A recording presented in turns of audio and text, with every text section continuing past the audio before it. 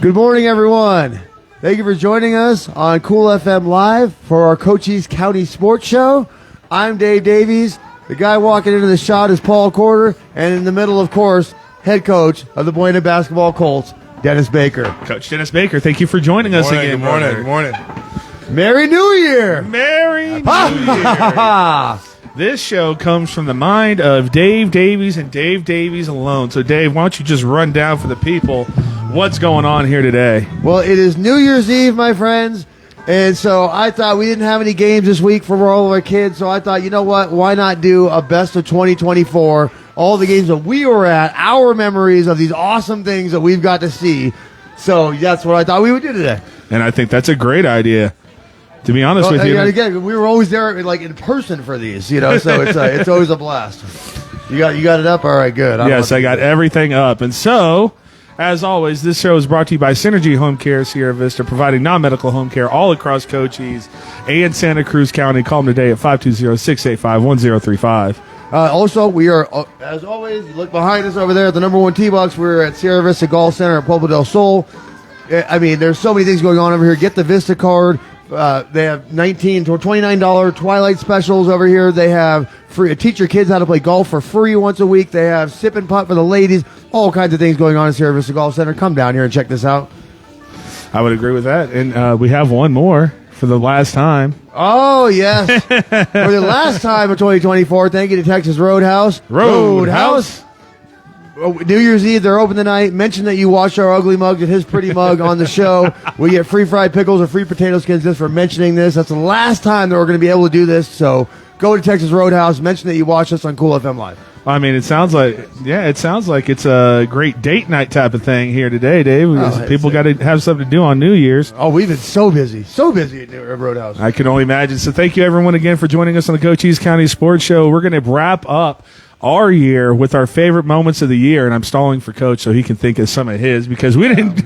It's been a long year. We didn't. 12 months, huh? Yeah. Oh, yeah. Well, we're doing this. It goes by so fast. Like we do so many games, especially baseball season. Like I had a week last year, or this last baseball season. 1 week I was in Wilcox, Benson, Tucson, Bisbee. Where else was I that week? I mean, like everywhere. Baseball season? I was all over the state in a week.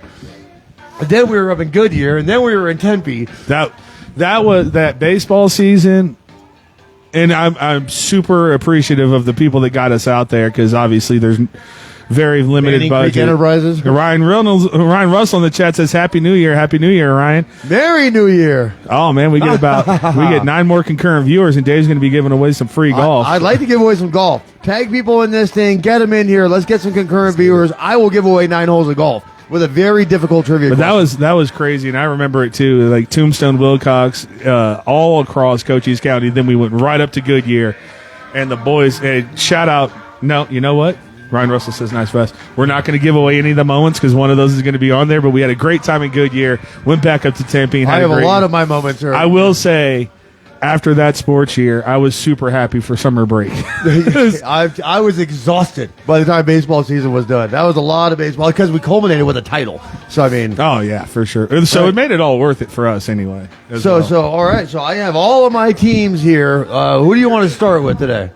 You're good. Let's start, well, whatever team you want, because I got them all. I guess. Well, what do you got first? Let's do Buena. Let's go to Buena. So our favorite Buena moment. I like it. My favorite Buena moment was actually last season in basketball season. We did a game at Buena High School. I was sick. I was really, really sick. And I went up to Jamin Booker, and I was like, I need the ball out tonight, brother. Like, you're on Cool FM Live. I need it. He had 4 dunks in the first quarter. He's pointing over at us. I'm like, yes! That was my favorite Buena moment of the year. Jamin Booker on It's the point. impact. Hey, you show your impact that with the players, that they listen, they know, they hear you guys, and they respond to your energy and all that. So, yeah, great moment. Yeah, I love that moment. I would agree with that. My favorite moment is going to come, and it's tough because I did like 2 years ago. I was going to put a couple 2 years ago things in this when they traveled all the way up to the Horizon Huskies, who were national champions, I guess, a couple years ago. and played there. Brian Russell says, "Love the shades, coach." By the way, so I'm going to stay in the baseball theme with this one, and absolutely, the first baseball game I did for Buena. You remember? So we don't necessarily have the priority on Buena. There were people that did this before us. And we were just traveling all around doing Buena baseball, or all this baseball teams, and there's no Buena baseball. And I asked, I was like, is anyone covering Buena baseball? So I got to meet Coach Schaefer, and just that first experience, everyone I talked to was just so happy to see me there. And they're like, thank you so much. And, we got to meet some of the Pitts kids, and, of course, Cushman, who's a heck of a baseball player. I didn't know he was a junior last year. He's coming back this year. Oh, yeah. But that experience from Buena, because I think that was like the first time we ever done like a Buena home anything. And so we didn't, Coach, we still don't know who knows us or who doesn't know us. So when people welcome us with open arms, it kind of like cracks down that barrier of, are we okay to do this or not? So I was very thankful for the hospitality of Buena.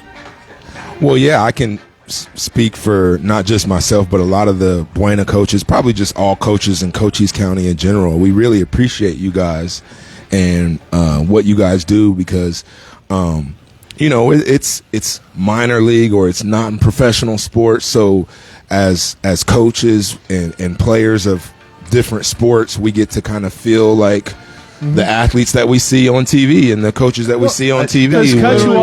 To cut you off right there, you guys honestly deserve it. And I don't think anyone understands the work that these kids put in. Right. And coaches. Like, right. You guys are basically volunteering your it means time. a lot to the players. And I got to also speak for players' parents and families that get to access these games and access some of the stuff, when they're not able to go to the games, and see it on Cool FM or even just shows like this to get to talk about it. And you guys do your homework, you do your research, you know these players by name. You're not really sticking to just one sport. You cover everything and all of these teams, all the teams you see here. And if it wasn't for that, a lot of these players and teams and coaches kind of go unrecognized and underappreciated. So you guys are doing a great thing. I know I certainly appreciate it. I'm sure all the other coaches and players do as well. Well, a long view that we never talk about doing this as well. One of the only reason that the show exists is to get people more excited in high school sports. And I think the more we go on showcasing these kids and the better we are at it, we have kind of like sorry, I'm reading the chat too. We have something that the younger generation is going to come up and watch, and they're going to. It's a pride thing. I want to play on Cool FM, and then we're going to. The talent pool is going to expand. And Cochise County Sports is going to run Arizona sports. I run into teenagers all the time that are like, "Oh, I can't wait till I can play on Buena, so you can call my name." I ran into a kid last night at Urban Actor. Noah Stone in the chat from Thunder Mountain Wrestling, as well as Ryan Russell, I should say. Happy New Year, Paul and Dave. Happy New Year, Noah. And Synergy Home Care in the chat says you guys are doing a great job. Dave, before we move on, go ahead and give them a question. I think we have enough concurrent viewers in here to get a free round of golf from the Sierra Vista Golf Center. Okay, well, this is a free 9 holes of golf, so I never make this easy on you, okay? So I'm going to give you a trivia question. If you can pull this off, you come down here and get 9 holes of golf at Sierra Vista Golf Center, Pueblo Del Sol. So it is well established that the Minnesota Vikings are the best team in the NFL right now. In 1999, well established. Don't just let them go. In 1999, the Minnesota Vikings went 15-1. They were supposed to go to the Super Bowl that year. They lost to the NFC Championship game in a wild affair. That's easy. Who did they lose to? That is easy. No, it is not. Yes, it is. It isn't for our chap. Oh, you're right. So who beat was that the 1999 Minnesota Vikings? Was that Brett Favre? No, it wasn't Brett Favre year. You're right. Maybe it's not as easy. No, it's not that easy. They went 15-1 that year. Randy Moss and Chris Carter went nuts. There was a walk to the Super Bowl, and they lost. Before Adrian Peterson. It was pre-Adrian Peterson. But they were supposed to play Denver in that Super Bowl. I know the exact roster of both teams. That's a lie. I don't know them. So while we were on Buena, that's a good one. By the way, I have a So you folks answer that. You get free 9 holes. We'll square that away for you. While we're on Buena, I have a couple of these for some of these different teams. It was not the Rams. It was not the Rams. It was so I have a couple of these for a couple of different teams. I had many contenders for this one, but My shot of the year goes to Big Shot Sam Criado, game Whoa. 1. That three-pointer off the glass to start off the Buena basketball season. There was contenders for that shot of the year. There were multiple shots that we saw take place. But Sam Criado, shot of the year, 2024. Opened our eyes. We're like, oh, boy. Squeeze that one in at the very last bit of the year, right? First game of the year, and I'm like, oh, basketball has arrived, huh?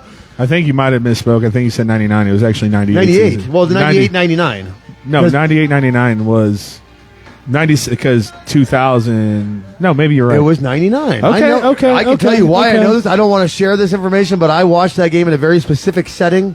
All right, so I may or may not have been in a holding cell in Henderson, Nevada, listening to that game through the door. Chiefsaholic, baby.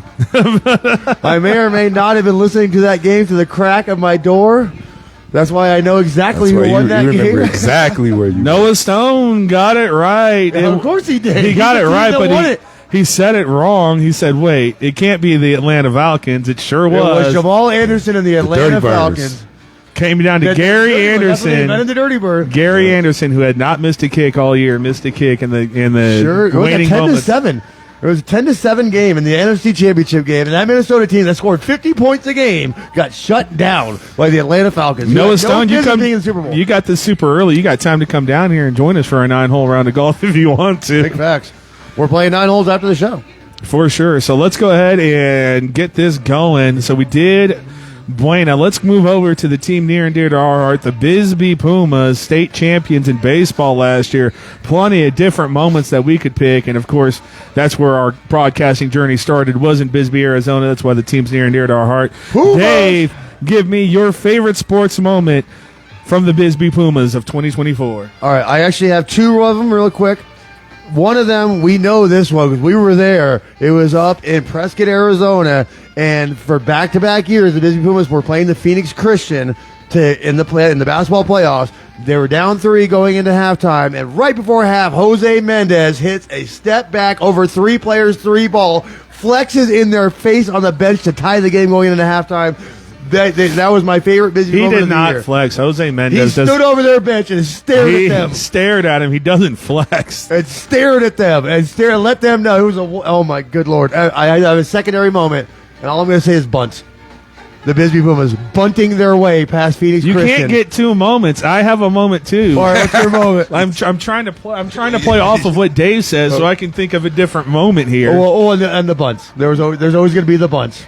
But yeah, I think that was my favorite moment of 2024 from the Bisbee Pumas. And shout out Coach Todd Hammett, one of the very first coach to welcome us with open arms as well. And shout out Coach Todd Hammett, and them winning that championship, and again being against a Phoenix Christian team, the Phoenix Christian Cougars, who just knocked them out of every single basketball championship. They came down, they keep beating them, and you get over that hump. And to quote one of our favorite players, Jackson Alvarez, when we went to the dugout, well, that was easy. Jackson Alvarez. He was a freshman at the time, and that boy, I'll tell you what, I've heard stories about Jackson Alvarez from his middle school coaches and stuff, and that was fun. You haven't met this young man. But I think confident is the word that we're looking for here. Well, sophomore, he made all 2A like state this. football. He had 7 interceptions this year. The kid just struts. I did have shot of the year for Sam Criado for the Buena Colts. I do have play of the year. I wasn't done. Oh, I'm sorry. Jeez, I thought you were done. It's the Dave Davies show today, folks. I'll just leave. We'll have 3 questions for Coach Baker here in a second. No, but I think just going back to the state championship, the culmination of everything, and we were up in Tempe, and they beat Benson, and they came back on Benson. It was like 4 or 5 run comeback or whatever they were it down was. 6-2, yeah. And so I mean that was in and of itself impressive. We got to the stadium, and it just felt different for the Pumas. You might not know this about me, Coach. Kansas City, Missouri people are eternal pessimists, even with what's going on right now for my football team. And so I'm always, for the teams I want, this does happen to your team too, I'm just like, oh, man, I don't know. It's going to be a tough one. Exactly. Yeah. It doesn't matter who you're playing. Yeah. I'm like, come on, boys, because there's always a nervousness set about me. But I walked into the stadium there, and I'm sitting there watching, and I'm like, the first question I ask is, who's going? And it's Jose Mendez. And I'm like, and Jose Mendez at this point didn't have a great baseball season. I think he still was coming off that basketball loss the way they had lost. Yeah, that stuck with him the entire And year. I said, and I looked at Dave, and he agreed with me. I was like, there's no one else in this moment that I want pitching rather than Jose Mendez. And he goes out, pitches a gem. The bunts happen. Sebastian Lopez gets his first innings ever at high school, comes in 3 outs and closes the game. It was just a very, very fun time there for the Bisbee Pumas. I mean, that was our moment of the year. But I mean, there were so many. For sure. But, so I was going to say, our play of the year in Cochise County sports was the end-around handoff on the kick return for Sebastian Lopez. They did it twice. See ya!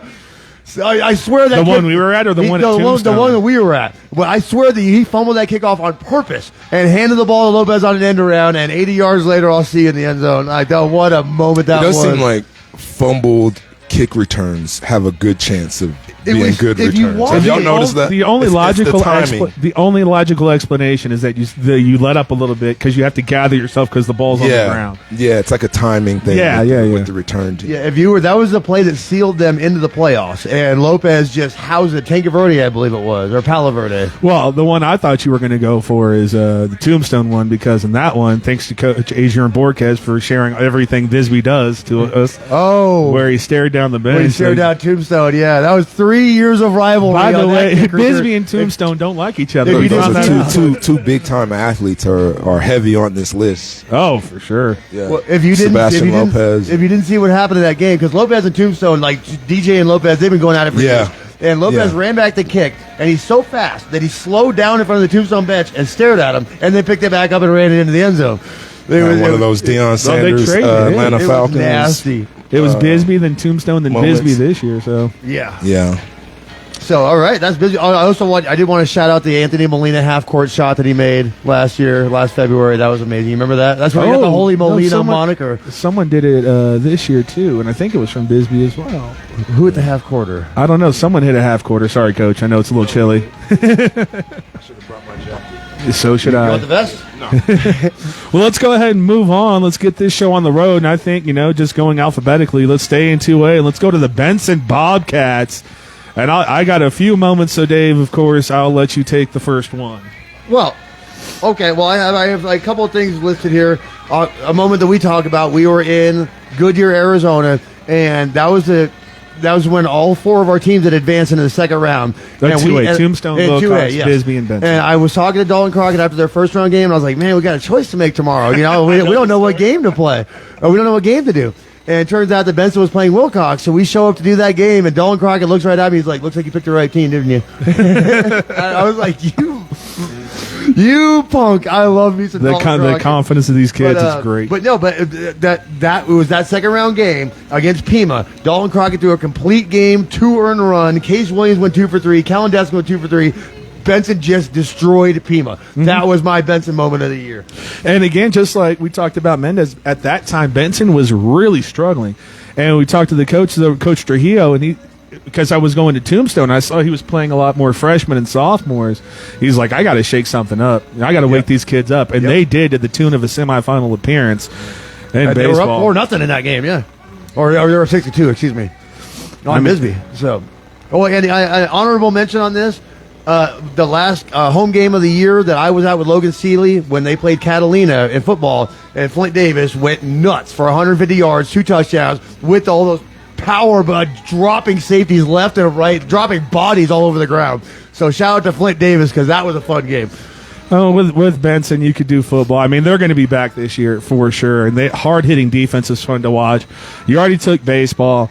I'm going to go basketball, and I'm going to go to a couple players that were not here anymore, and Dalton Crockett and Keelan Payne bringing the pain, and boy, did I see Keelan Payne at the Benson Holiday Classic. 6'5". Yeah. Oh, he's 6'5". He was flying. He had a little bit of Jamin Booker in him. Like, he was up there. He definitely got the ups, dunking on everybody. And I'm going to go to when they did beat the Bisbee Pumas in basketball. People forget how big of a game that was that kept them alive for the postseason. And not only that, the Bisbee Pumas, the Morenci Wildcats, and the Pima Rough Riders, who were in the the two-way whatever it is in basketball region at that time.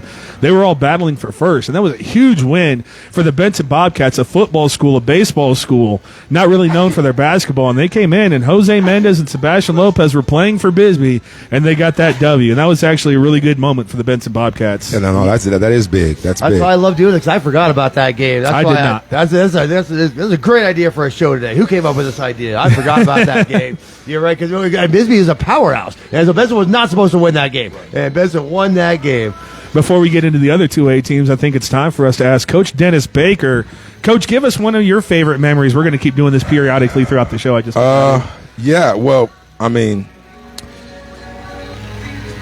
it's easy to pick the things that are most recent because those are more common or fresh in your mind. Well, you could just give us memories. But so I think back to the whole year. Jake Wilson on the show, and I was going to ask him about his Buena soccer career, which goes way back. So. Oh, okay, yeah. So you could. I mean, obviously, I'm biased to Buena High School, obviously, but I think what the football team was able to accomplish this last season was phenomenal. I mean, to be the first time to host a state playoff game here in Sierra Vista and win the game, then host another one is truly was historic. So anytime you get to do something that's never been done before. Well, his first win since '81. Yeah, it was. Can I tell you why I didn't put that on my list? Is because the first game we got to broadcast in 2 years for Buena, and they lose. That's why I didn't put it on my list. I wanted people to forget about that. But no, again, their first playoff win since like '81. Like it was amazing. And I know I'm the basketball coach, and that's football. But we're still part of the same Buena family, and for even our basketball team and players to be around that environment, to be being around championship environment, a championship level contending team is good for all sports. And it's even good for our whole community and the whole county. So to me, that probably stands out because of the historic impact there. Obviously, and then basketball wise, I think just last year the whole year was my first year being the head coach at Buena. So I remember my first win, which is our first game of the season. Eastern Arizona, when we were up there and we got to interview you and stuff. I remember everything. So everything last year was just a lot of fun, a blast, and was building towards this year. So and then we got the shot of the year already from Sam. There's a couple fans that have hit half-court shots that could really rival. True. But they weren't to win a game. They were for $500. Thank you, Ed Morse Automotive Group. Shout out. Wasn't it 2 in a row? Back to back. One at Tombstone, and one at Cochise County. And who's the sponsor? Ed Morse Automotive Group. Yep. I don't know if they had that in mind. I don't know if they thought it was going to work out like that. They're giving away thousands of dollars. They're going to be like, okay, next you're shooting from the other free throw line. Right, that's what I was. No, the white man can't jump shot. Like with a hook shot. Well, because Andrew steps up, Andrew Gracemore steps up. He didn't even jump. He just threw it up there. He's like, that's it. I have to do like a running shot to shoot that shot. Right. And I almost commented, like, why isn't he on the basketball team? Because he actually played on the basketball team a few years before. I was wondering that, too, because Hunter's there. Noah Stone in the chat says, I'm going to say that Paul and Dave have Sports Show of the Year and the main event that they do. So thank you, Noah. He's nominating us for 2 shows of the year, I think.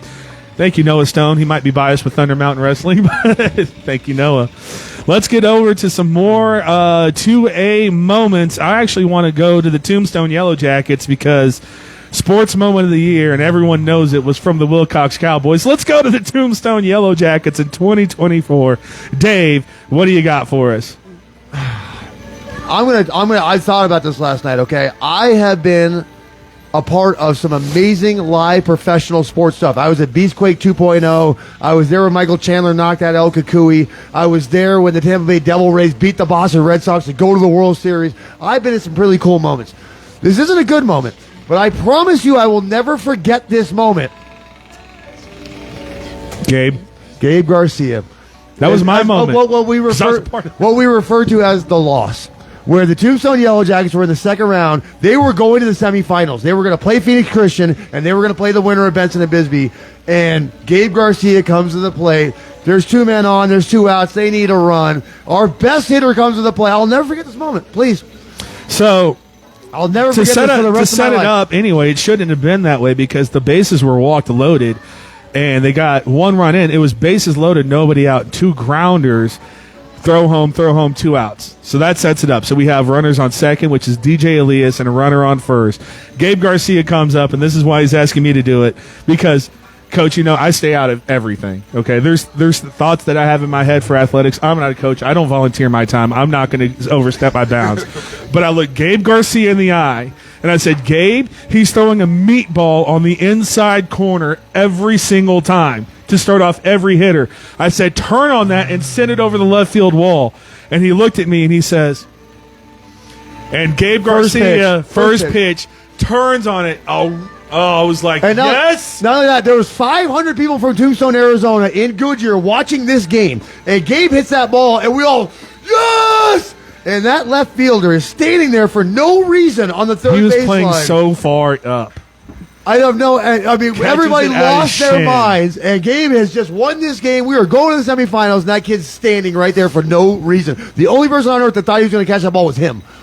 I don't want to do this, but I'm going to pull back the curtain. It was very heartbreaking for us as well because we were up there. We were there to follow 4 teams, and so we had a decision, like Dave said, Benson and Wilcox or Tombstone, and we hadn't picked Tombstone yet in Goodyear, so we really wanted them to go to the semifinals. That's heartbreaking. That's heartbreaking. So we work on I'll sponsorships, and Cool FM had told us you can't. There's people that paid for you guys to get up there, so you can't alienate them. And they were absolutely right. Well, not only that, we had just finished our games. We ran over. Doing the Benson game. I finished doing the Bisbee game, and we flew over to this field to watch this game. But on a positive note, we already had play of the year. We already had shot of the year. Home run of the year. And this goes to 2 different people. The very first game at Cochise County Field, and all the coaches are talking about who's it going to be. Gabe Garcia yards it for the first home run ever at Cochise County Field. Not to be outdone, DJ Elias twice last year, the first pitch of the game with Cool FM in the house. Back to back. Dink, dink, and yards it. So he's a great athlete, too. Oh, yeah. We got done doing that. We got done doing one of those games, and I go over to DJ's on his phone. I'm like, you looking at your highlights already, DJ? And he's like, yep. He had already pulled it up, and he was already watching himself hitting that home run. So, yeah, on a positive note, the home runs of the year go to Gabe Garcia and DJ Elias. We'll say another positive note. I'll throw another moment out there, and it's going to be baseball again. Tombstone really, really good in baseball. Unfortunately, yes, they are. Their last calendar football year, in the same year the baseball season would have been, we would have had moments for the football season as well. Beating Benson for the first time in 20-plus years, whatever it was. I'm going to go to Pima because the when I first get there, everyone in Tombstone's like, this umpire's from Pima, and they got out there and they beat Pima no matter what. The Tombstone Yellow Jackets all throughout the regular season until they lost to Bisbee were ranked number 1.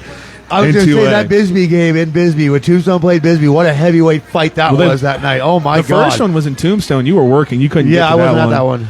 And that was, that's when I first looked at it like, man, Bisbee has a shot at this. Yeah, they shut out you remember that game in Bisbee? It was at the end of the season. It was Tombstone and Bisbee because they were both going to the playoffs. And it's like, let's just find out who's better right now.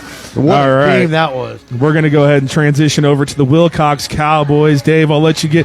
Hey, there's plenty of moments. Wilcox football back in a big way. Stay tuned, Warren. Might hear your name called here in a second. But, Dave, I want you to give me your favorite Wilcox moment of the year. Well, you talk about pulling back the curtains. So, folks, is what we call, as a matter of fact, in 2 Mondays, we're going to have one of these.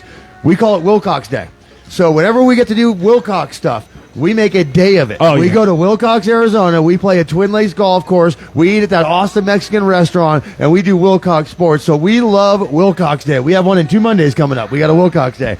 But my favorite moment. So, going into the baseball playoffs, Wilcox was the 15 seed. Can I stop you right there? This is why Dave is beloved in Wilcox, Arizona, by the way. So they are playing Arizona Lutheran Academy, the 2 seed. And the 2 seed. The 2 seed. They're 15. And as I'm broadcasting this game, I'm dead middle, home plate. I have Wilcox over here. I have Arizona Lutheran over here. And as I'm broadcasting this game, I'm just being honest with the fans. I was like, Wilcox plays better teams than this every day. Like, they have to play Bisbee, they have to play Benson, they have to play Tombstone. Arizona Lutheran doesn't mean anything to Wilcox. Arizona Lutheran fans are looking at me like, what is this guy talking about? And Wilcox ends up coming back and winning that game. And those boys left that field and they ran over to the fence. Like, we told you, Dave. We told you we could win this game. And I'll never forget that moment of mine. They were so proud to win that game. They came running over to me. It was the biggest upset in high school baseball history. Oh, for sure. And the Arizona Lutheran fans had no idea. I'm like, do you know who Wilcox plays every day? Like, they play better teams than your boys every day. And Wilcox won that game, and what a moment that was. And you're not wrong. Benson, semifinals. Bisbee, state champions. champs. Tombstone was number one. The whole. If it wasn't for a fluke left fielding position, they would have been in the state last four as well. Final four. Thank you. But Coach. yeah, that was what a moment, because it was for some reason it was me. They're like, Dave, we knew it. It's because you bought them ice cream. That's yeah. Ty Scholl and Ant-Man. I bought them a couple ice creams before the game, and they were so excited about it, and they brought it. Oh, it really does mean something to players to win games for the people that believe in you. Mm-hmm. You know, in sports, a lot of people get motivated by their haters. You said I couldn't do this, so I did it for that reason. My motivators. And that's fine for some people, and more power to them, but I think there's more power in doing it for the people that do believe in you. Instead of proving the doubters wrong, prove the people that believed in you right, and there's even greater joy in that. Well said. Yeah, I never even thought about that. While we're on Wilcox, I have all my other years. I don't care. Hey, Paul, how about your sports moment? Hey, Paul, how about your Wilcox moment? Well, that was it. However, so in that time, we, like, everyone liked us in Wilcox or whatever. Dave is beloved in Wilcox, Arizona. So I go over to Wilcox and I'm like, "Hey boys, how you doing?" They don't know what to make of me, and I hear either Ty Scholl or Ant-Man like, "Dude, where's Dave? We love Dave." I'm like, "All right." Chop liver over here. I was like, well, he had the choice, and he went to Bisbee. So there you go. Matter of fact, no, because that game, because I did the Bisbee game that day, and the Wilcox fans were giving me crap. They're like, "Why aren't you in our game?" I was like, I got the other game. I was trying to. I was really trying to. Well, there was a lot going on in that one as well, because that's, I was trying to get someone up to Tombstone, but it's 3 hours away, 4 hours away. So until like 2 in the morning, I'm trying to settle this, and then it just went that that's what he got to do, and I got to do that game. I'm going to go ahead and say Landon Ward, who made me look like a genius more than once for the Wilcox Cowboys, and I will never forget this. We were up at Tanca Verde. Yep. We were at Tanca Verde, and he ran for 200-plus yards. Doesn't matter. No big deal. 4 tutters. But there was one point I said, "Oh, Landon Ward's back there. Don't kick the ball. You can't kick the ball to Landon Ward." And Landon Ward, who might be a better kickoff returner than a running back, which is saying something, proceeds to take the ball 75 yards to the other end zone after Tanca Verde just got a touch. Now, they've been playing catch-up all day. They were shut out in the first half. They just get it within 14 points, and Landon Ward's like, "See ya." Not only that, you're forgetting a part of that. There was a Tanca Verde kid sitting next to us while we were doing the broadcast, and he's like, "Why'd you kick it to 24?" Yes. And he's gone. Player of the year, Landon Ward. I'll remember because I was like, "Don't kick it to Landon Ward," and then you're like, "They kick off to Landon Ward." You can listen on the broadcast. I'm like, "Oh no." I was just saying, that is my player of the year. I know we have Sebastian Lopez is running around. Landon Ward. He put on a show for us every single day. My God, how many touchdowns did he score? 18, I believe he had on the year. Like, what? He had a lot.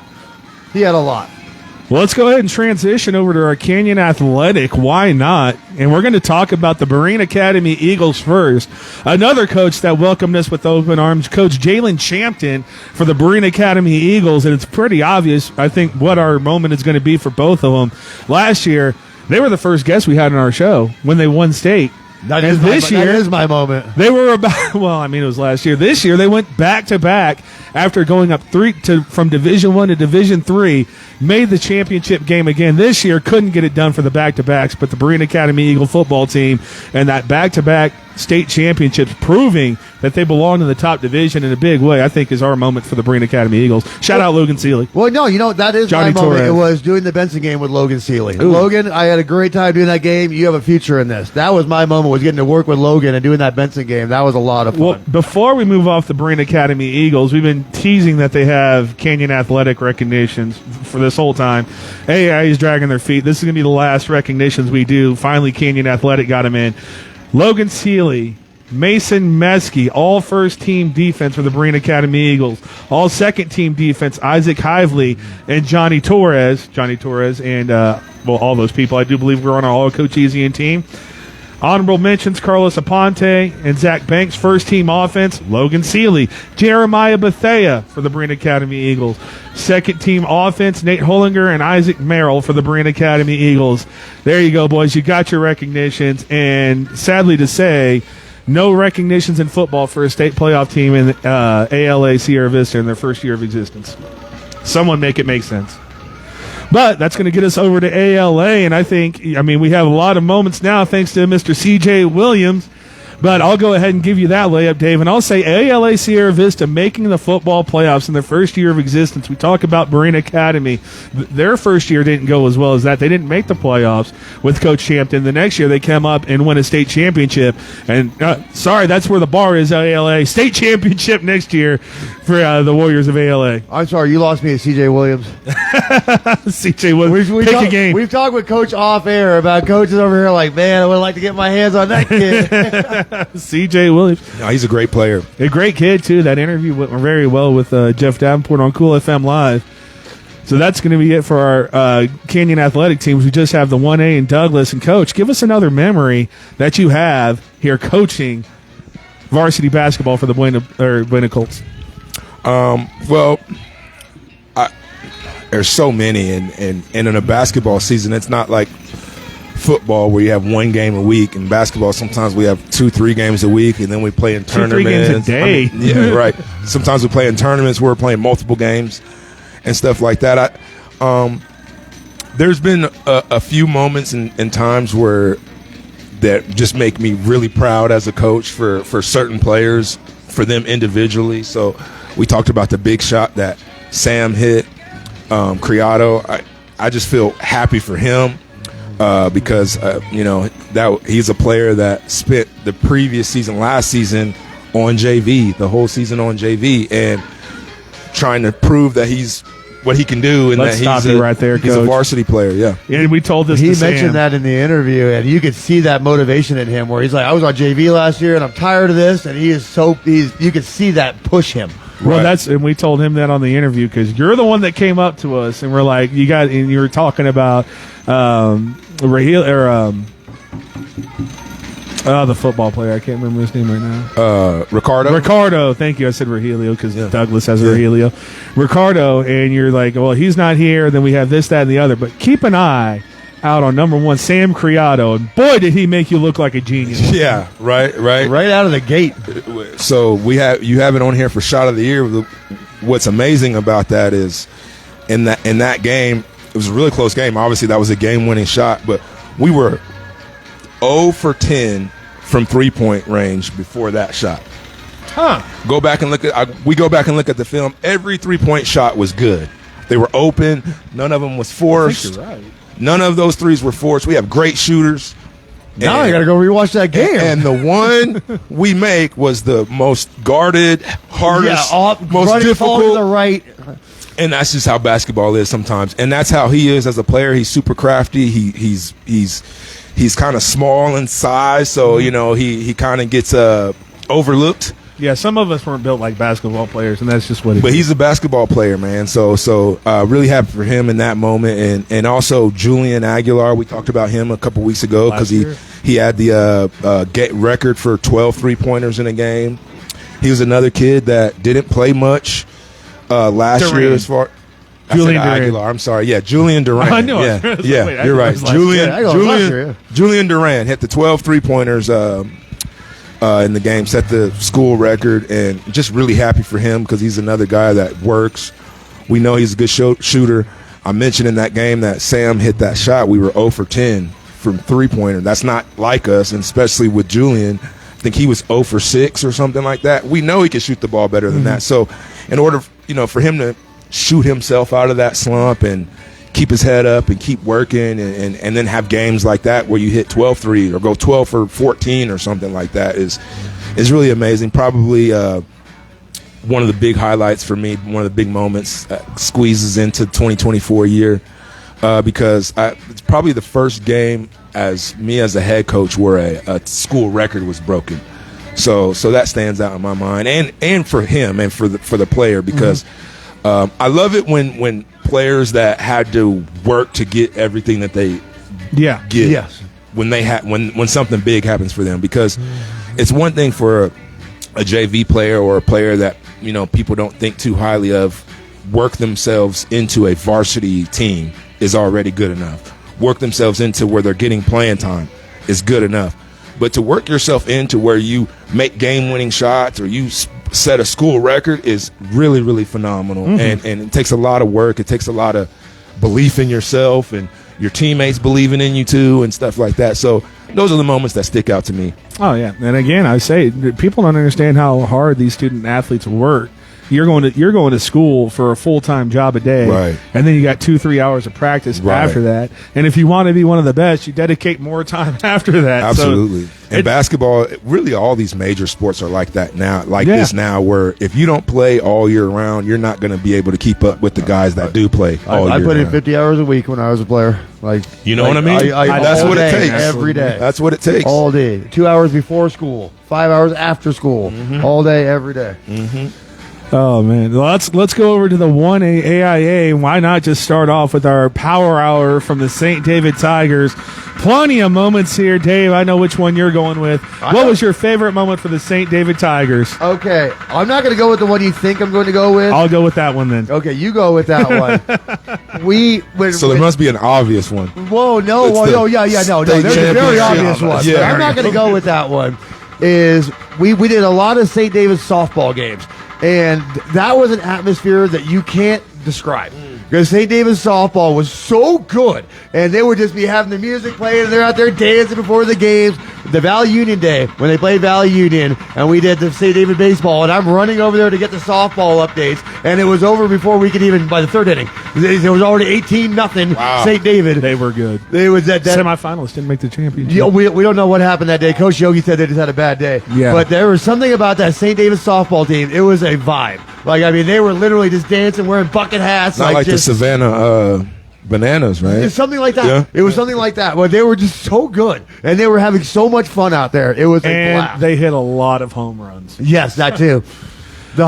Speaking of which, that could have been my tombstone moment. The playoff game I got to, the softball playoff game, and Briella Schuler and the girls hit like 50 home runs while I was there. So shout out Tombstone, working your way back into this show. But obviously, our best St. David moment was the best St. David moment. So we always talk about, we go up to Goodyear for the baseball. We went up to Tempe for the baseball. And I don't think it's happening this year. I think you might have told me that, actually, that Prescott is not in the works. So it's going to be for 2A or 4A and below. They're not going to go to Prescott anymore. Boo. Which was our trips. We loved going to Prescott. We made a whole thing of it. And so we're going to Prescott. We broadcast Tombstone. We broadcast Bisbee, Tombstone girls and Bisbee. And some things happened. We're like, no, we're going to go home because we can't broadcast the semifinals and the finals. We can only do a radio broadcast, which we did for the Bisbee championship. And so I asked Cool FM, like, are we sticking around to do a radio broadcast? And they say, no, just go home. You're fine. It's okay. So we make a tea time, and we're going to make a tea time and go home. And then, like, 10 minutes after the tea time's made, it's like, hey, you're going to do the St. David girls game, right? We're like, I guess. So we get there. We run over there because our tea time ran a little long. We run over there. We get all set up. And I'll say I've never, and this is before the Bisbee championship game, but the atmosphere in that game, because St. David and Benson are right next to each other. So Gracie Crockett plays for St. David. Her brother's Dalton Crockett, and like that boy was getting the crowd going. Let me tell you, and just the atmosphere and watching Anissa Jaquez dominate a championship basketball game because they were trying to press, they were trying to trap. 1A girls basketball doesn't have a ball handler at every single position, and they didn't care. And Anissa Jaquez is putting up all these shots, turnaround jumpers, going in, banging them. And shout out to everyone on the team: Emma Hart, Gracie Crockett, Mela Trejo, all the girls I'm missing, Evelyn Jaquez, of course. And I mean, that was a vibe. And they took away my call because they decided to call a foul with 0.2 seconds on the clock. And I was having it run, and then here we go, the end of the game, and then it stops. And I'm like, and Dave's on the court ready to get an interview. Well, you had to describe this to you. We're up in Prescott, and we're at the Suns G League Stadium. And we're sitting at half court watching the St. David Lady Tigers win this title. It was amazing. This has provided us with some amazing experiences, as you're hearing. Yeah, it's good. That's good. And it shows there's a lot of talent in this county. A lot of teams that are, I mean, I don't know if you guys compare Cochise County to other counties and other sports teams Somewhat. that they have. And I wonder where we rank, because there's a lot of, So when you factor in all the sports and the I can tell you 1A all the way to baseball, 5A. we're number it's one. Cochise County for sure in baseball and softball as well. Like Douglas made Yeah, the playoffs. baseball, Douglas softball, yeah. went to Canyon del Oro. Buena makes the playoffs every year, and we have a state champion in 2A. Yeah, I mean, Valley Union and St. David, I believe, both made the playoffs in 1A. Look how good the Douglas girls basketball team is, Heck and, yes. and That the baseball programs all across the board. Pretty good county when it comes to sports. and we're trying to showcase that. We're trying to get people out to these games. Shout out to people that are going to Cochise College games now. I saw the athletics, the basketball was filled last time I was there. I'm excited for the new year to see if Yeah. that continues. Yeah, That's literally all of Cochise County. Go support the Apaches. yeah. Anyway, that's going to do it for St. David. Dave, let's get over to the Valley Union Blue Devils. Unfortunately, we don't have a San Simone memory. We just found out they're going to field a I didn't know varsity they team. existed. So anyway, let's get over to the Valley Union Blue Devils. I got mine. Please don't take it. Go ahead, Dave. What's your moment for the Valley Union Blue It Devils? was our first football game this I year. knew you were gonna take that. I'm against happy with Desert it. Heights Prep. And your hero Luna runs for 268 and a tutter. Steven Wow. De La Cruz runs for 84 and 2 tutters. They lost that game. They did But lose what that an game. atmosphere to open our season Valley Union was. They were waiting for us. They were so excited that we were there, and they put on a show for us. And Dylan Mitchell didn't play in that game. They had the backup quarterback in that game. Richardson. I think Yes. it's Richardson. Yes. Is his name? I think I'm wrong about that. Either which way. But that was a blast. Well, Like, here's the thing that was about fun. Valley Union. They might have some of the best facilities in Cochise, especially for football. Benson's got a great football stadium, but there's a charm with the older stuff, and it was maintained, and it's blue, and it just... When there's an old stadium, it's like Warren Ballpark in Bisbee. That's what I love. It's Douglas. I don't know what they call Douglas' stadium, but the Douglas Baseball Stadium, absolutely yeah. gorgeous to go to. So that's the feels I got for the Valley Union Football Stadium as well. I'll go ahead and go to when we were introduced to Dylan Mitchell for the Valley Union Blue Devils, and they didn't have the season they wanted last year in baseball. And there was a few times I could talk about the Tombstone tournament where we found out about Dylan Mitchell, and they were playing the Tombstone Yellow Jackets, the best team in 2A baseball at the time. And Dylan Mitchell's 4 for 4. This 1A kid from Valley Oh, Union. and studding behind the plate as well. And yeah, just giving DJ, the best catcher in Cochise County, a run for his money for sure. But I'm going to go ahead and go over more towards what we do. So St. David has a press box that I can barely fit into because I'm so fat. So they have a press box, and we're up there. And we had been looking for this hat for a year and a half. And so the Boz family, shout out Lexi Boz, come up through the press box and hand us a bunch of stuff. And we're like, thank you so sunflower much. seeds, a big league chew. They give us like a care package with the hat. Man. So again, we don't know what the reach has of this show. I'm sure no one in San Simone knows who we are yet. But when you have a Valley Union in Elfrida, Arizona, coming up to you and like, hey, no, we do know who you guys are. It's very rewarding. And all we asked for was a hat. And like you said, we had candies and stuff like that. And that's before I was losing weight, so I was all about that lifestyle. Oh, we were in the booth eating sunflower seeds. We're like, and it has a runner on third. I felt like Vin Scully. It was awesome. And so our last team, the Douglas Bulldogs. My moment is really easy. We had talked about the Douglas Bulldog baseball team. We hadn't seen them, and we go down to Douglas, and all we heard about was Gustavo Gomez. No, you heard about Ivan Aguirre first. Ivan Aguirre, yes, as well. But we go down to Douglas to do that game, and again, welcoming, so welcoming. And Shout out Coach Ochoa. And Gustavo Gomez put on a show in that game. 3 for 5, all those plays in the outfield. He put on a show. Oh, it was great. And That was Ivan put on a my show. favorite Douglas moment. Douglas, I'm interested to see what their team's going to look like. They did lose Isaac Aguirre, and they did lose Gustavo Gomez. Oh, man. That kid the was pitcher. good. Oh, Montano, the bad guy. Montano. Yes. Yeah, that's right. He's That's a how you bad guy. remember that. Yeah, so that's going to be tough. It's going to be interesting to see. They're losing their ace, they're losing their best player, and they're losing their closer all on the They same still team. got Ivan Aguirre. Still got Ivan Aguirre. It's good. I'm sure they got talent coming up, but we talk about all the time, Coach. You got to replace those kids. That's what high school athletic is. That was going to be my moment too. You know what? No, that wasn't last year. No, I was just saying that for the Copper Pig. Yeah, but that was 2 years ago. But that was yeah. such a good moment. We have to kind of put it on there. The Copper Pig Classic, not this last one that Bisbee won, but the year before in Douglas, Arizona. It was nuts. And it's going to be tough to beat this because Douglas has the biggest stadium possibly in Cochise County, but by far the most electric atmosphere. There's 5,000 people. It inspired us to get microphones because our voices were gone. Well, yeah, because we weren't in the We were booth. yelling. Douglas doesn't have a. They have a booth, but we weren't in it, and so we're out there in the crowd trying to do this game. It was 5 deep on the fence. Like not only the stands full, it's 5 deep. I mean, there was thousands of people there. The light show that they had with the touchdowns. Oh yeah, dude, it was electric. God.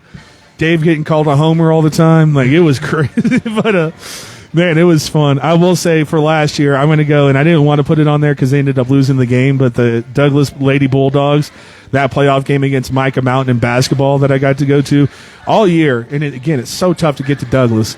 But all year, I'm like, we got to watch these girls play. And they finally got a standalone game. I'm like, I'm going to go watch it. You would do that game by yourself against Micah Mountain, and was it Gonzalez? I can't remember who it was, but somebody hit this 3-pointer. So Francia Rubio was out. She had got suspended for fighting. Control that temper, Francia. And so Scarlett Ruiz is taking the team on her back. They have like 35 points. She might have 30 of them.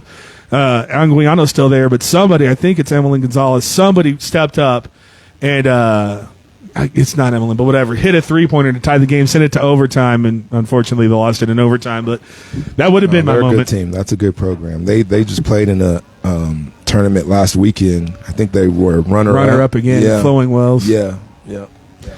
So Douglas, did we pay attention or did we pay attention? Douglas Bulldogs. Buena girls did their thing in that tournament too. They went 2-2. Yeah. Okay. So shout out to Buena basketball girls.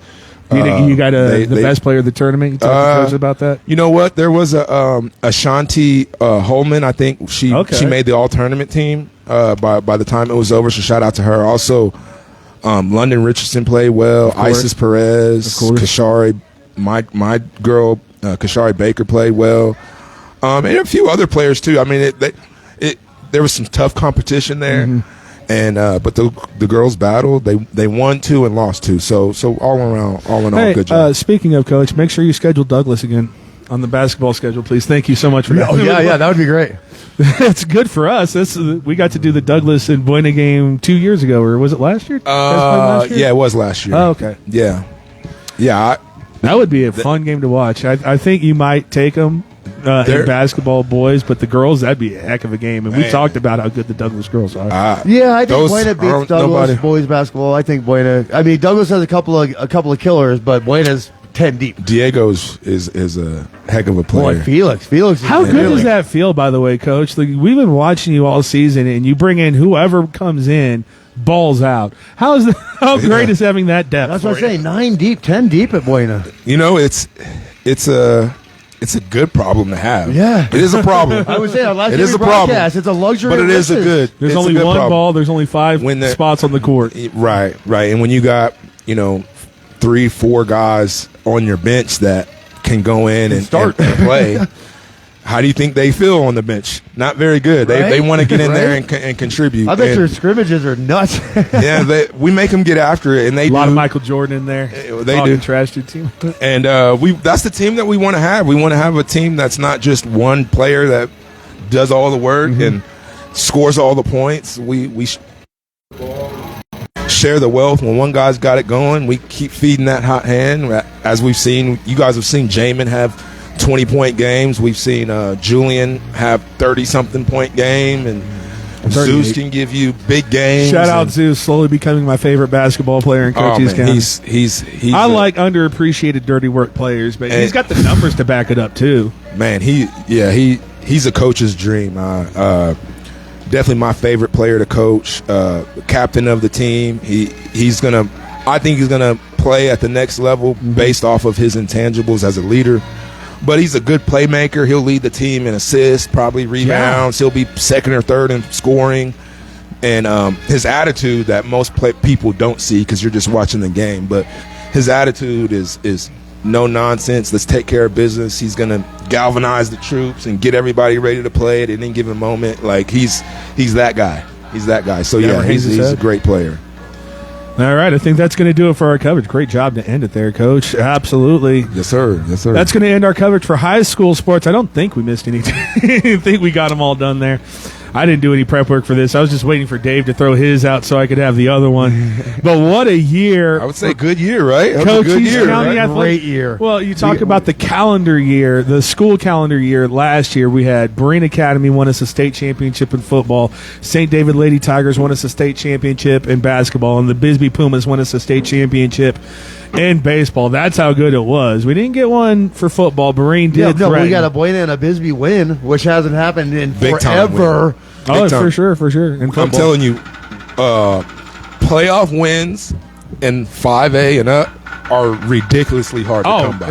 You bring in the Valley and all those teams up there. It's ridiculously hard to come Like, by. They're rare, and you gotta appreciate them when you get them. Especially like we talk about in football. Spencer Rattler is a quarterback in the New Orleans Saints. He was playing 5A football. Right. You know, like Right in Phoenix. Right. There's talent it's tough. And so the Buena Colts, shout out Buena. Scrappy should be going D1, but apparently not. So it is what it is. What are you going to do?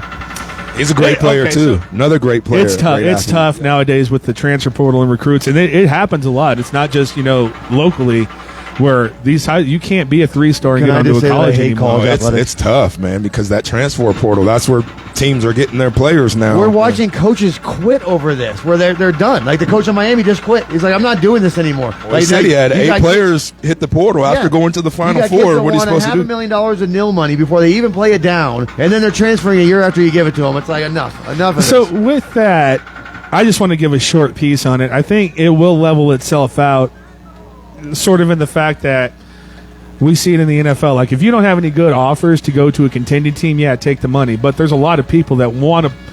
You forget how miserable it is to lose. Like, you're dedicating all of your life to this one craft.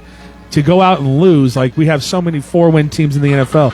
I think there's going to be a lot of kids that feel that way too, coming with the NILs. It's like, I could go to Ohio State or whatever. Ohio State's a bad example because they're always going to win, but I could go to this middling program because they're making me money, but I'm going to lose, and then I'm going to lose my NFL shot. But I don't know. It's tough. I think You're asking 18-year-old kids to sit there and turn down money, a lot of money, more money than we're ever going to see. The better the player, the more money and the more offers that they have. The problem with that is, and I see this happened to my team. I'm a Oklahoma Sooner graduate and long Boomer forever Sooner. fan, Boomer Sooner, right? And we've been terrible this last year, our first year in the SEC, mainly because of one decision. 2 years ago, we get the number 1 quarterback ratings wise. No, this is Jackson Arnold. Okay. He was the number 1 dual threat quarterback. You give them all this money because NIL just came out. You give them pretty much all of your money because it's not like the NFL where they have salary caps and you break it all down. You have booster clubs basically that have all the money, and you have a certain amount. So you give all of this to one guy. The problem is if that one guy doesn't pan out to be who you thought he was, you're stuck with him, and you can't get somebody else that's really great because you don't have enough money now. It's back in the day. Like teams like OU and Alabama would be powerhouses. Why? Because not only would they get the best quarterback and the best running back, but they're also going to get the second best and the third best. And they have all these studs in the backfield and in the quarterback room. And if one guy doesn't turn out to be what he thought he was, okay, you're the backup now, and now this guy's the starter, and then you're still dominant. Now that one guy better be the guy. Because if he's not, you don't have a good backup because they're gone. All the good backups are starting somewhere for money. And so it's like one of those situations where you can't miss on a guy that you think that is going to be your starter or going to be good. Well, that's why for the longest time Texas ran.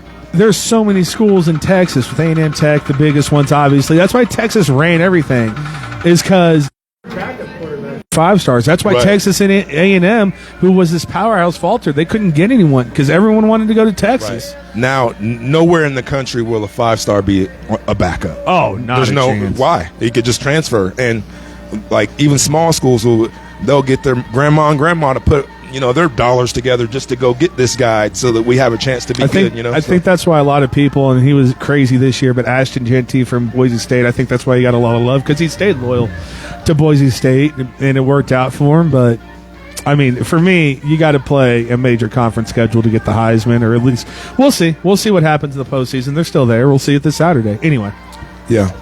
that's neither here I nor like there. him though. He's a I good love player. Ashton Seems to Chen, be. too. Well, you better. He's going to be a Cowboy. I hope so. I hope so. I just think there's a lot of negative discourse around because, like, okay, everyone says, Travis Hunter had a lot of snaps. Well, he also had 90 catches, 1,000 yards, 14 touchdowns, and 4 interceptions. I like Travis Hunter too. I don't. Well, some people like one that's and just hate like the other. The generation nowadays is like you got to put out someone else's candle to light the other one. I don't like that. Yeah. Anyway, that's going to do it for our high school coverage and our rant there about the transfer portal that just happened. NIL. That's going to bring us over to Dave. Dave, you got a DaveStradamus, don't you? I do not. No DaveStradamus today, but he does have 3 questions for me and Coach Baker. Well, I have 2 questions because one of them is going to be you folks. You're going to get a bonus diatribe today, not from me. That's going to be the second question. So, real quick, first question. I read about this. I'm just curious, as a Chiefs fan, your thoughts about this. Should the Chiefs lose to Denver on purpose to keep the Bengals out of the playoffs? I don't think it matters. Okay. I'm going to stop everyone right there. I'm going to ask you one question, Dave. One question alone. Well, he's going to Are the answer a question Cincinnati with the Bengals question. going into Buffalo and beating the Buffalo Bills? As what? Are the Bengals going into Buffalo and beating the Buffalo Bills? The way Burrow's playing, do you... Maybe. As a Kansas City fan, Okay. you have nightmares about Joe Burrow. I don't. Do you want to avoid this I guy? don't. They're Okay, 0-3 in the last 3 But games Josh against Allen- the Chiefs. Josh Allen playing pretty well too, though. Okay, but here's what I'm going to say about the Cincinnati Bengals. I'll entertain it. I'm not going to sit there and dismiss it because I think it's a ridiculous question. I'm going to entertain it. I just asked you a question. No, it's not you. It's sports media. Oh, the Chiefs don't want to see the Bengals that they beat the last 3 times they played. Like, I understand. But in like how you order threw that out for the Cincinnati Bengals to play the Kansas City Chiefs, they would have to go into Buffalo, who is playing the best football they played in 5 years, because what did I say? The 2 most important positions are quarterback and offensive line. I don't care what they lost in skill positions and the guys outside. The closer you are to the ball, that's the most immune to the game, in my opinion. So I don't think with this defense the Cincinnati Bengals have, and they've been playing much better, I guess. They let up 27 points to the Broncos Their last defense week. is really bad. I don't think this defense can handle a Josh Allen, a Lamar Jackson, or a Patrick Mahomes. And what you're going to ask them to do is go into Buffalo as a 9-8 team and beat this very physical Buffalo Bills team. But they've done it before. Credit to them. And then you're going to ask them to go into Arrowhead and do the same thing in back-to-back weeks against the Kansas City Chiefs. I don't think it's plausible. And I told you this, I would rather have the Bengals in the playoffs than the Broncos, because the Broncos are a division rival. Now, do I think the Broncos have any chance against the Bills? No, I think the Bengals have a better chance against the Bills. But if it came to it, a division rival that knows me has more of a chance to beat me than the Cincinnati Bengals, despite how well, not just Joe Burrow, let's not lose sight of how well Jamar Chase is playing. Triple Crown winner, T. Higgins, the best number 2 receiver in the NFL. I just don't see it. I don't see for the Chiefs how that affects them at all. Okay. So let me re-ask the question in a different way. So are you saying? I'll put it this way: should the Chiefs play their starters? Negative. And the one reason, so it would be fun. It would be fun to try to go to 16-1. The one reason you don't do it is we've been incredibly injured all year. We just got Hollywood Brown back. Isaiah Pacheco's banged up again. We've had offensive line problems, and we finally found a match that works right now. DJ Humphries is still hurt, so he needs an extra week to prepare. Our secondary got torched after we lost Jalen Watson and Justin Williams, or I can't remember. So you believe that we need the should rest.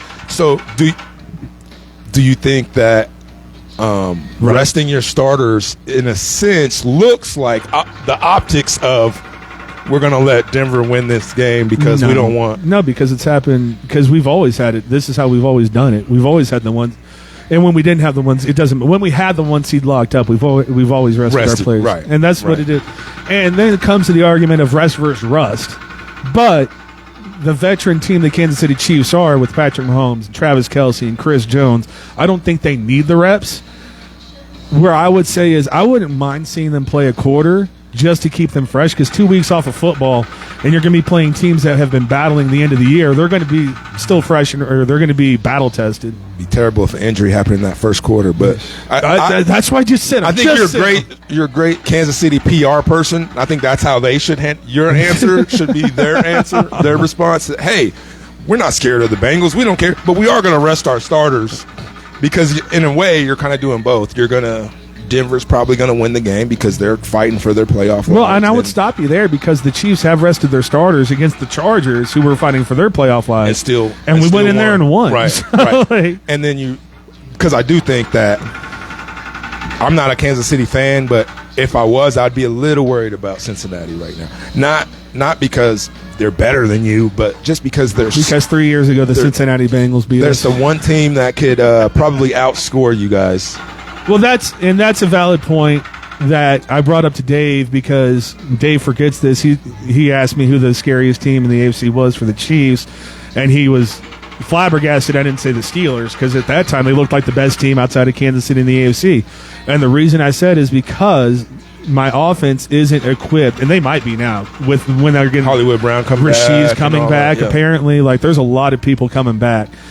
But at that time, my offense was not equipped to go down 14 points and then come back and win. So the high-voltage offenses that could get out to that lead scared me a little more. Right. And at that time, too, again, our secondary was completely injured, and they were just floundering. Like, Bo Nix looked like he was an all-star quarterback against us. Just think about what Joe Burrow going to look like. They're probably not the most complete Bengals team. This year, by the way. They're not that great of a team. We already beat the Bengals this year, by the way. And our offense is terrible, remember. It was just a question. All right. No, I'm just saying people forget, like, oh, the Ravens, we beat the Ravens. Oh, the Bengals, we beat the Bengals. Week 1. Yeah, and then I bring up last year in the playoffs, and you're like, we're not talking about last year, we're talking about this year. We yelled at each other after Sunday, by the way. Honestly, the Chiefs, the run they're on right now, including this season, which it seems like it's a down year for somehow, even though they've lost one game. But last year was worse. I tried to tell you, we lost 6 games, and we looked terrible. To be en route on the route of a three-peat and only have one loss this far, this run is historic. And I think if it's kind of being overlooked on how dominant the Chiefs are right now. We're a back-to-back Super Bowl champion. We're 15-1 right now. That's never been done in the history of the NFL. This is similar to Chicago Bulls, Michael Jordan era. Coach, LeBron we don't James need any more of that for him. Okay? I know. But somebody has to say it, because I don't think it's being overlooked a little bit. Like, Coach, even by me, I feel like they I try not to yawn on camera, but hey, they're good. Let's talk about the Seattle Seahawks. For this. That's not. I'm ready for this run to be. All right, Dave. Good first question. Thank you for letting me. Now, folks, are you ready at home? You want to see the big guy yell? I got 2 words for you. Clock management. Oh, my God.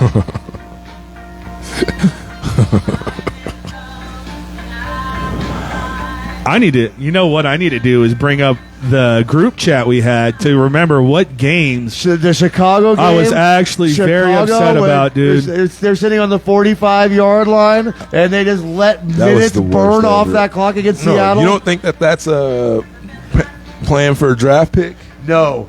Raheem Morris and the Atlanta Falcons? Oh, my God. It's been some bad. Let me just start by saying, the Cowboys are notoriously bad about it, too. There are people that are paid as game management managers, or whatever they call them in the NFL. Probably 6 figures. And what I've seen over the last 2-3 weeks, and even before that, has got to be the worst clock management I've ever seen in NFL history. Game management. We go back to Seattle was one of the first ones I saw with Geno, because, that was Geno throwing it away, but I didn't like the way they were playing it, and that I was like, you guys need to waste time off the clock. Now, I didn't know Geno Smith was going to go full Geno on it, and like that never crossed my mind that you guys weren't going to score. I'm just like, leave the other team with no points, which leads us into the Cincinnati-Denver game, where Cincinnati is trying to do the right thing. The running back goes down on the 1. I'm like, okay, that's going to be 000 left on the clock. And then all of a sudden they run it in on the next play. With Joe Burrow. It goes to MVP and stat padding and stuff like that, which the Chiefs don't do, by the way. And so they have to get over their 30 points. And I told you, so it's probably a 10% chance Bo Nix, the rookie quarterback, goes down the field and drives for a touchdown. In my mind, that's still 10%. You know what? 0.0% is kicking the field goal with triple zeros left on the clock. That part. I didn't get the Chicago Bears all the time taking off the one last night. The Atlanta. Raheem Morris refused They had to two call that timeout. timeouts. It was 36 seconds. They had two timeouts. On the 45. The next snap they took was with 12 seconds. And I'm just sitting here, and I had a dog in the fight, Michael Penix. I said it was going to be the best quarterback in the draft. And he was looking the part, that big shot. And I'm like, all right, timeout. All right, timeout. All right, timeout. Like, how fast do you think offensive linemen can run 40 yards downfield? That's 6 seconds minimum off the clock. Then they have to get set up. Then the whole team has to get it set up. And we have to get set up for a second. And so just 20 seconds runs off the clock before they take – and they don't even take a timeout. And they end the game with a timeout. Like, and I told you. So as simple as it So sounds. I give a lot of crap to Andy Reid, which I shouldn't, but there is game management stuff that but at the end of the day, Chiefs have it down. And so when I see these teams just really pathetically work this 2-minute situation, there's people making millions of dollars to make sure that they got everything down, and they just don't.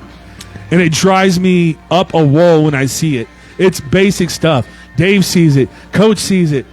There's two people going off of 11 right now. They see it. Like, just take the time as out. simple as it sounds, I think some of these coaches should play Madden a little bit more. There are 12-year-old kids that play Madden that can Seriously, do this better. they know when to call the timeouts. They know how much time it's going to take to Mike snap Tirico was the losing his ball. mind. He's like, all right, well, there should be a timeout here. Yeah. All right, What is I it? guess It was not. 2 years ago when Russell first went back to Seattle, and Peyton Manning's like, okay, got to get a timeout. Got to get a time. He did that for 40 seconds. They didn't take a timeout. They kicked a 58-yard field goal. Oh, that was on the Manning cast. Him and Eli were losing their minds. Yeah. It was like one of the first Manning casts, too. Yeah. Some of that is, I guess, to call a timeout is just as the head coach's responsibility, because you don't really see any assistant coaches doing that. But I always wonder about that. Like, is no one, like, because the coordinator, offensive coordinator, at least, they're all in the same headset with the quarterback and everything. No one's screaming out, timeout, timeout. Should we take one? I wonder if there's discussion in it, like, hey, let's not. I wonder if he thought he had one timeout and that was it. But there should be a lot more. Which is a head coach. Which is even worse. Yes, 1,000%. But even if you did think that, like, you have assistant in your ear, and they're going to, like, and there are two people paid millions of dollars to handle these situations. So, yeah, it's confusing. But I do think this, with your Chiefs and the examples of Andy Reid, it's a lot easier to manage 2-minute offense situations when you have the best quarterback. When you have Patrick Mahomes, yeah, it's easy. I'm going to piggyback. It always seemed like Bill Belichick had a great 2-minute offense and always had Tom Brady. Well, because you had Tom Brady, Peyton Manning. These guys, these guys are always going to make the coach look better in these situations because, well, so when you have a quarterback like what's the Bears, rookie Caleb Williams, it's not a coincidence that he's just trying to play same. well. He's not thinking about the game right now. I think we start referring to him as Caleb Williams because he's slow. Because he's so damn I'm going to slow. piggyback off that, though, Coach. You're absolutely right, because everyone forgets it's revisionist history. It's like what this generation's known for. Everyone forgets what Andy Reid was killed for before Patrick Mahomes got there. In Philadelphia, he lost his job because of time management issues, and clock management issues. That's not why he lost. That is why he lost his job. He lost his job because he had a personal tragedy, and he didn't take the year off, and he was a shell of himself, and they let him go. So the Discord, I know a few Eagles fans, Michael Gawanea in the chat, I know he's not there. Go ahead and let him know how much you hated Andy Reid when he was there because of his game management stuff. Anyway, but that's an excellent point. And Bill Belichick hasn't won outside of Tom Brady, so that's tainting his legacy. Yeah, I mean, your quarterback has a lot to do. And we've seen other quarterbacks. Josh Allen excels in 2 minutes. There's a few quarterbacks, probably 5 guys, that as the other team, if we're going to take the lead on this last possession, we can't leave any time on the clock because these guys can potentially hurt us. It's Mahomes is one. Josh Allen is another one. Burrow, I would put in there. I'm not going to put in there. Joe Burrow has not done it. What? Joe Burrow is not done. He's never led a game-winning drive in a very clutch situation. I'm sorry. I don't know. I don't know all of his games. That just doesn't seem like. Is that a true fact that you said he's never? I wouldn't say never. So he did it. Okay, so he did it against the Broncos, but at the same time, they gave the Broncos 2 possessions in overtime, so he's had 2 chances to do it. True. The last time they lost against Kansas City, he had a chance to end the game, and he couldn't get it done. Then Pat goes down and does it. But Joe Burrow, and what I'm going to say is I don't really trust Lamar Jackson in that situation either. Because for Lamar Jackson, it's different from Burrow. Even though I think he's the MVP of the season. I don't think – Barbie tagged Michael Galvinator. That's hilarious. MVP every season.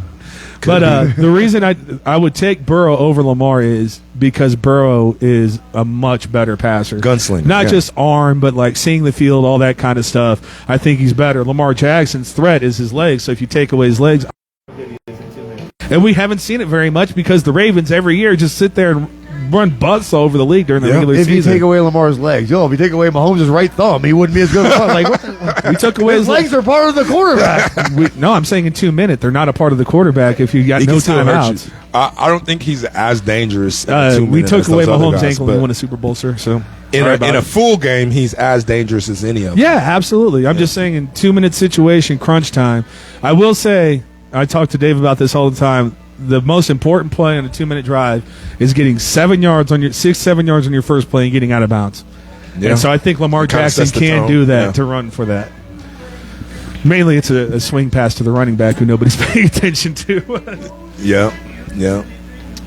Anyway, good questions. Those are the only 2 you had? That was the 2 that I had. All right, then. Postseason football's ramping up. I've been thinking about by the way, for that. Of course, the Chiefs fan wants to do an NFL show. Oh yeah, I guess we got to not do it with the Seahawks out. I thought the Seahawks were going to be there. I caught something you said earlier. Did you say you were there for the Beast Quake, as in the building? Yeah. No. Oh, all right. So you were part of that. Well, no, for Beast Quake 2.0 in Arizona. Okay, I got you. Yeah, Gotcha. 2.0. Yeah. I would pose a question to you, Dave. You're going to actually go into your crystal ball. DaveStradamus, give us the Super Bowl winner, the Super Bowl game, and the Super Bowl score as we have all the teams in the postseason that actually matter. The Buffalo Bills are going to beat the Minnesota Vikings 34-21. Oh, Minnesota. Man, he had that locked and loaded.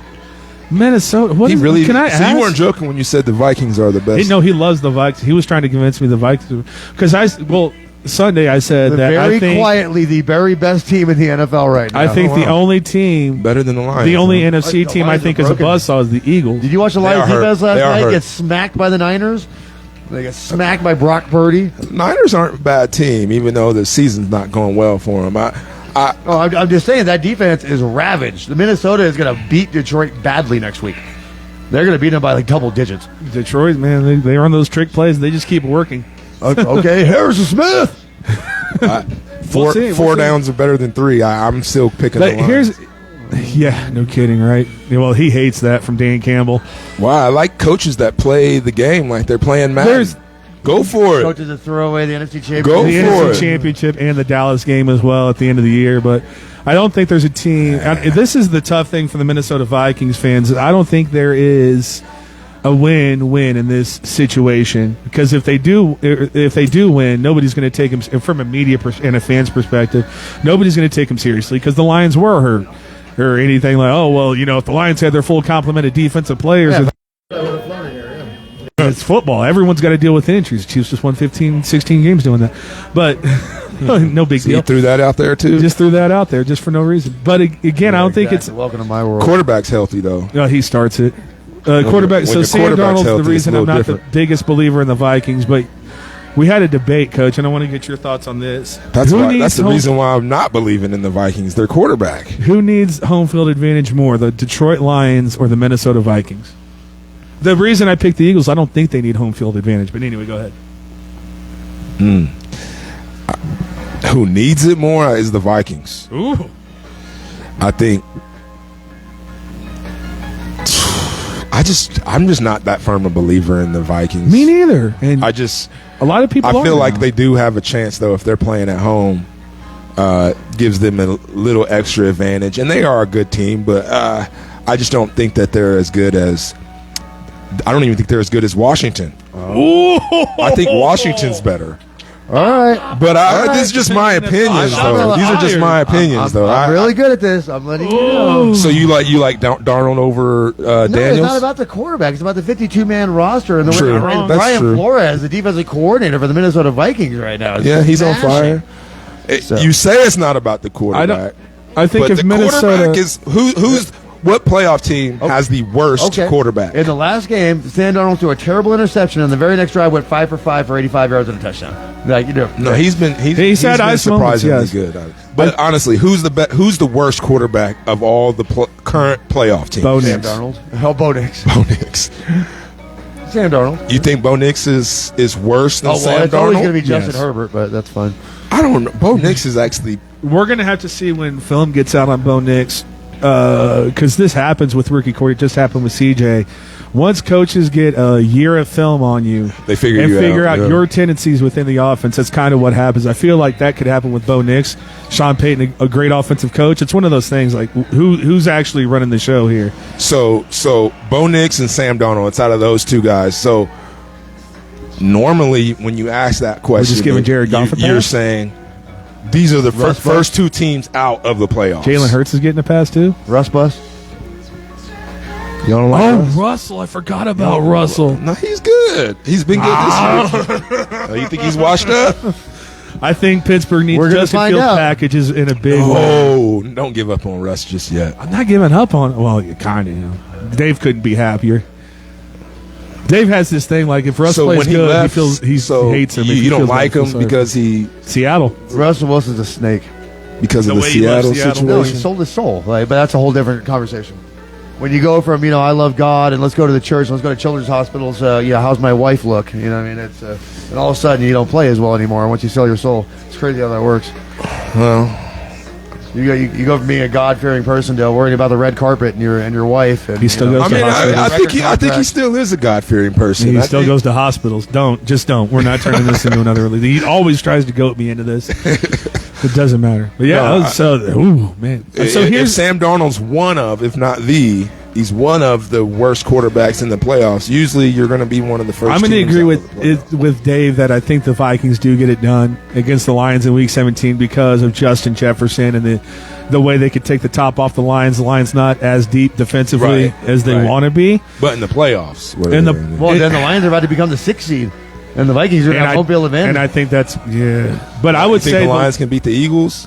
So here's the thing about the Detroit Lions. Outside of Chicago and Green Bay, they played either in a warm weather city or a dome. So that's why I think the Lions need home field Yeah. more. Yeah, is true. because they have this track star team, especially with True. Jahmyr Gibbs. Yeah. And what happens when you slow them down just a Right. little bit? What happens if that 80-yard explosive play is caught up to and it's only an 8-yard gain or whatever? I don't know. Barbie Knight in the chat says, Dave, come on. Oh, I know that's where I shouldn't have said anything. I don't want to get him. Don't want to get him going again, but that's going to do it for our NFL discussion. Good job there, boys. I appreciated that one. Great questions from Dave, as always. Unfortunately, the Cardinals are eliminated, so we didn't get as many interactions in the chat as we would have liked to. Nobody cares about football anymore. It's basketball around here. Well, I mean, NBA. Oh, Nobody cares about NBA. So, anyway. Oh, man, we're about to give away his diatribes, I think. He's ranting, he's raving. That's what we Let's call hear it. Dave, and it's time for Dave's diatribe. Dave, take it away. I am going to try not to yell. So we're doing it. We're doing a memory show. We're doing a memory show this year. So let's go down memory lane. Let's go to January 12th, 2010. So January 12th, 2010, the Detroit Lions have not beaten the Chicago Bears in 17 games. Megatron catches this ball, scores a touchdown, puts the ball on the ground to put himself up. They call it an incomplete pass. And changing the way that they're going to call complete passes going forward. So let's go to January 11th, 2015. The NFC divisional game between the Green Bay Packers and the Dallas Cowboys. And Dez Bryant catches this ball, takes 4 steps, puts the ball into his left hand, scores a touchdown. I was telling Coach off camera, so I'm in a bar by myself. Dez Bryant makes this play. I go nuts. Dez Bryant. I go outside. I go back in there like they're reviewing caught it. it. I'm like, reviewing what? And they take away this catch from Dez Bryant. Okay, now I'm going somewhere with this, so you bear with me. Let's talk about the year later where Dez Bryant's thumb touches the end zone line, and they take away this incredible touchdown from Dez Bryant. all these plays in my lifetime, I've been watching these great plays Des get caught it. taken off the board because of some technicality here, some technicality there, and so these touchdowns don't count.